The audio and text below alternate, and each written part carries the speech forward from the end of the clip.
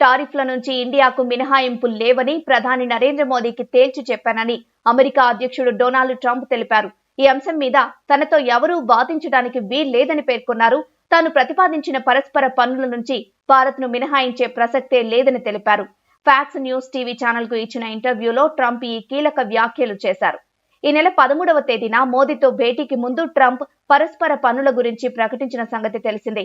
దీని ప్రకారం తమ ఉత్పత్తులపై ఒక దేశం ఎంత సుంకం విధిస్తే ఆ దేశం ఉత్పత్తులపై అమెరికా కూడా అంతే సుంకం విధిస్తుంది. ప్రస్తుతం అమెరికాకు చెందిన వాహనాలు తదితర ఉత్పత్తుల మీద భారత్ అధిక పన్నులు వేస్తుండగా భారత ఉత్పత్తుల మీద అమెరికా ఆ స్థాయిలో విధించడం లేదు. మోదీతో జరిగిన సమావేశంలో దీని గురించి ప్రత్యేకంగా ప్రస్తావించానని ట్రంప్ తాజాగా ఫాక్స్ ఇంటర్వ్యూలో వెల్లడించారు. టారిఫ్ల విషయంలో ప్రధాని మోదీకి స్పష్టంగా చెప్పాను.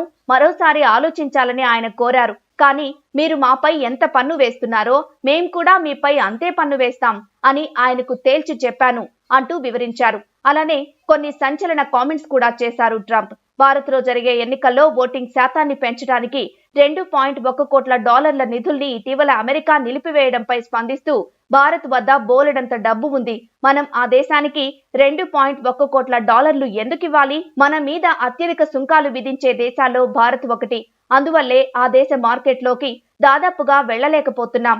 నాకు భారత్ అన్నా ఆ దేశ ప్రధాని అన్నా చాలా గౌరవం. కానీ ఆ దేశంలో ఓటింగ్ శాతం పెంచడానికి మనం డబ్బులు ఎందుకు ఇవ్వాలి? అమెరికాలో ఓటింగ్ శాతం పరిస్థితి ఏమిటి అని వ్యాఖ్యానించారు.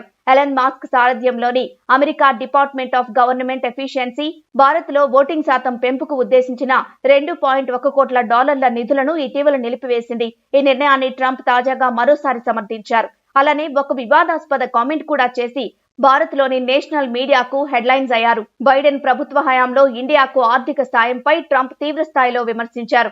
ఇండియాలో ఎవరిని గెలిపించేందుకు $2.1 మిలియన్ ఆర్థిక సాయం చేశారని ప్రశ్నించారు.